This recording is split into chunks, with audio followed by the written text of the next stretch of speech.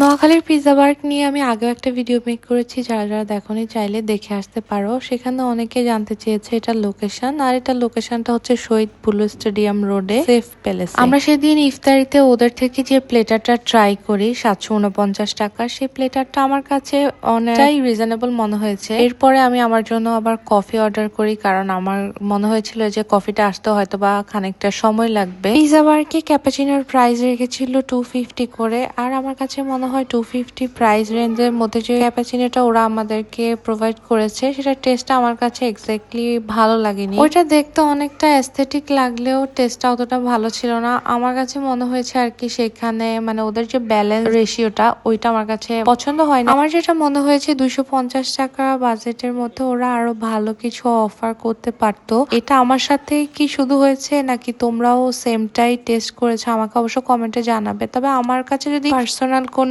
Suggestion বা recommendation চাও, আমি সেক্ষেত্রে বলবো ওদের যে প্লেটার গুলো আছে বা আমি যে প্লেটারটা ট্রাই করেছি আমার কাছে বেশ ভালো লেগেছে, রিজনেবল মনে হয়েছে অ্যাটলিস্ট। কিন্তু ওদের যে কফির টেস্ট ওইটা আমার কাছে একেবারে মন মতো হয়নি। আমি ওদের রেস্টুরেন্টে আবারও যাব, গিয়ে হয়তো বা আরো 2-1 বার ট্রাই করব, কারণ অনেক সময় এটা হয় যে প্রত্যেকবার হয়তো বা 100 জন কাস্টমারকে যখন সার্ভ করে কোনো একটা জিনিস 2-1 জনের কাছে সেটার টেস্টটা হয়তো বা ভালো নাই লাগতে পারে। এর মানে এটা না যে আবার ওদের প্রোডাক্টটা ভালো না। তো আমি হয়তো আরো 2-1 বার ট্রাই করব, ট্রাই করার পরে যদি দেখি যে সেম, তখন হয়তো বা তোমাদেরকে অবশ্যই জানাবো। তবে তোমরা চাইলে ট্রাই করতে পারো। আদারওয়াইজ বলতে গেলে ওদের রেস্টুরেন্টটা খুব ভালোভাবে ডেকোরেট করা। যারা ছবি তুলতে ভিডিও করতে পছন্দ করো বা ফ্রেন্ডসদের সাথে আড্ডা দিতে ভালো একটা প্লেটার খেতে পছন্দ করো, তোমাদের জন্য এটা একটা পারফেক্ট ডেস্টিনেশন হতে পারে। তোমরা এখানে ভালো একটা কোয়ালিটিফুল টাইম স্পেন্ড করতে পারবা।